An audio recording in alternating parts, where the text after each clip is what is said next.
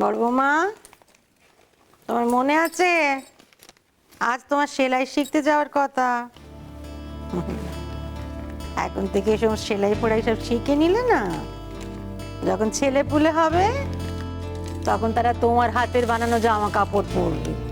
হ্যাঁ, আমি তো তাই করেছি। আর ছেলে পুলেগুলো তো সব আমার হাতে জামা পরেই মানুষ হয়েছে।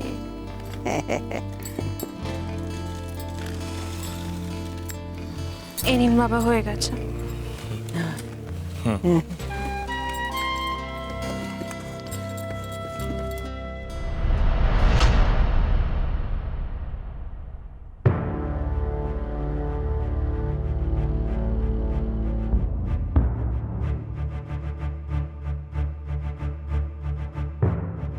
কি জামাটা তো বদি ভেতরের দিকে সেলাই করে ফেলেছে।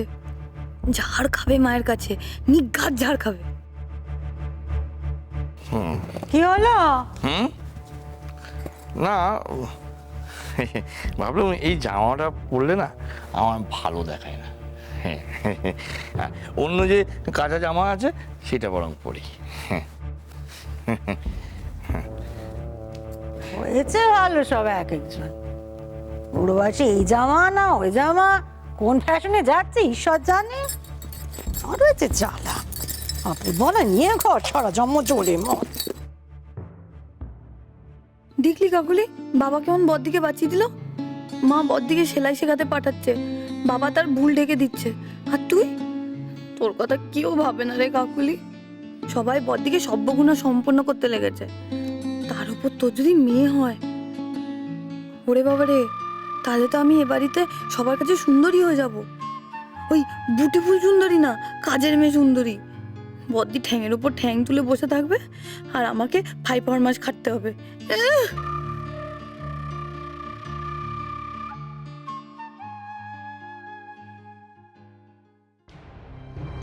ইস, অনেক দেরি হয়ে গেল।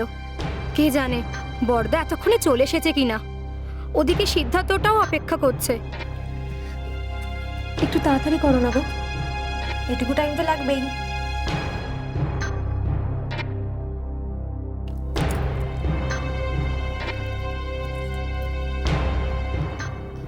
এক মিনিট, আমি এটা খুলে রাখছি। থ্যাঙ্কস, নইলে বারবার আটকে যাচ্ছে।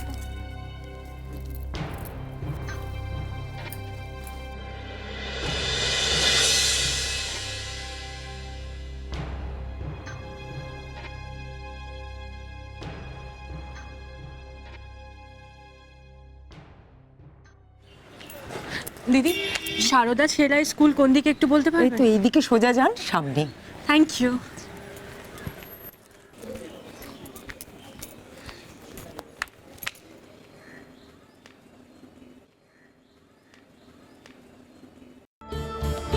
নিশিত, নিশিত এখানে কি করছে?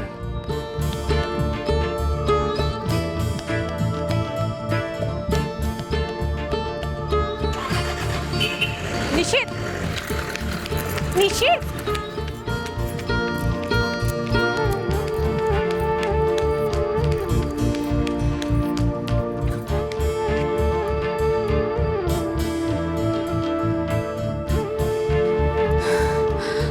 আশ্চর্য, নিশিত এখানে কি করে?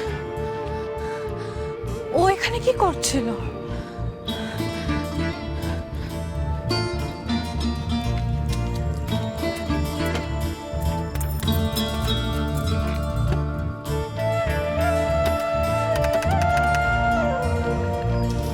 এ কি, ফোনটা তো খারাপ। আরে, তুমি ভবানীর ছেলের বউ না?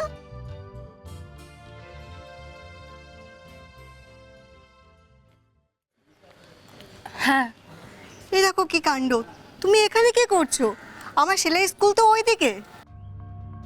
সেলাই স্কুলে যাচ্ছিলে তো? আমি তো ওখানে সেলাই শেখাই। ভবানী আজ তোমাকে আমার ওখানে পাঠাবে বলেছিল। ভালোই হলো, দেখা হয়ে গেল। চলো।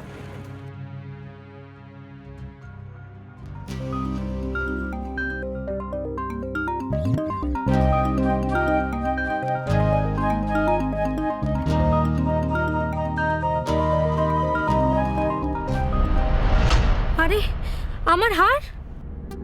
দাদা শিগগির গাড়ি ঘোড়ান, পাল্লাতে চলুন।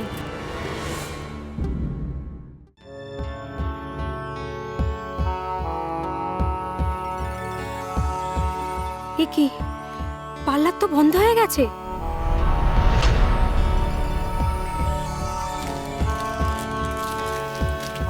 দাদা ওই পাল্লাটা তো তাড়াতাড়ি বন্ধ হয়ে গেল কেন? আজ তো হাফ ডে দিদি ওটা। ওফ শিট। আচ্ছা কাল কখন খুলবে? এমনিতে তো খুলে সকাল 11টায়, কাল একটু দেরি হবে, তা প্রায় 2টো বাজবে। কি করব? মাকে গিয়ে কি বলবো? একেই বর্দাকে না বলে বর্দার ব্যাগ থেকে ওগুলো বের করেছিলাম। মা যদি জানতে পারে, আর এতে যদির কি আছে মা তো জানবেই, আমাকে তো একেবারে শেষ করে ফেলবে। সোনার গয়না, তারপরে আশীর্বাদে সিদ্ধার্থের মায়ের দেওয়া। না না, কিছু একটা ভাবতে হবে আমায়। কি করি? Yes, idea. বর্দা, বর্দার ঘাড়ে সবটা চাপাতে হবে, এছাড়া আর কোনো উপায় নেই। আমি হারিয়েছি জানলে মা আর আমায় আস্ত রাখবে না। বুঝলে ঠাকুরপো, তোমার মধ্যে যে এত গুণ আছে সেটা কিন্তু আগে থেকে বোঝা যায়নি। কেন? না, আমাকে দেখলে কি মনে হয়? না মানে বইয়ের ধমক খেয়ে গুটিয়ে থাকা একজন মানুষ স্টেজে উঠে অত দাপটের সঙ্গে অ্যাক্টও করবে। ওই মহিষাসুরের হা হা হা করে হাসিটা খুব ভালো হয়েছিল, আর পাটটা না তোমার খুব মানিয়েও ছিল। না, এটা আমি বুঝতে পারলাম না যে আপনি নিন্দে করছেন না প্রশংসা করছেন। ছিছি ঠাকুরপো, নিন্দে কেন করব, প্রশংসাই তো করছি। ওই স্টেজে উঠে এত ভালো অ্যাক্টও করেছো যে আসল বলে মনে হয়েছে।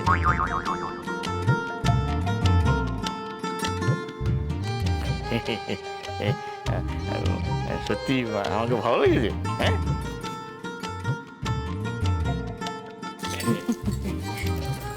কি আপনি চলে এলেন যে? আমি তো ভবানী, এতদিন আমি তোমার ছেলের বউয়ের গুণপনার কথা কানে শুনেছিলাম, এই প্রথম চাক্ষুষ দেখার সুযোগ হলো।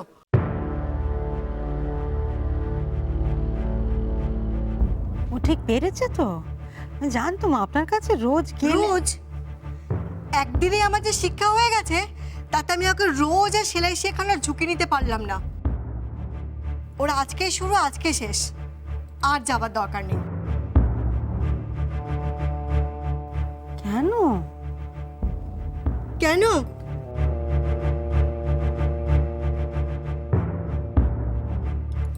এটা কি চিনতে পারছো নিশ্চয়?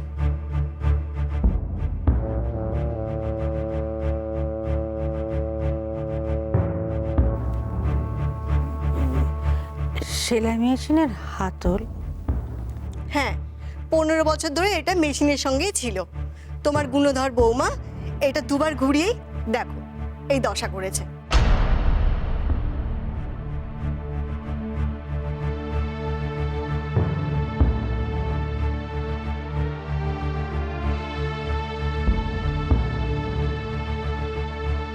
ডাকছো কেন? ওর শাড়িটা, গলার হারটা কোথায়? ওখানে গিয়ে তো আমি গয়নাটা পরিই নি। মানে কি করে পরবো বলো? গয়না তো বর্দার কাছে ছিল, আর বর্দা কাল দুপুর থেকে বাড়িতেই ছিল না। তুমি বর্দাকে একবার জিজ্ঞেস করো। তুই নিশিতের নামে একটা বাজে কথা কইবি না। মা, সোমা ঠিকই বলেছে। কোথায় গেছলি তুই? তোমার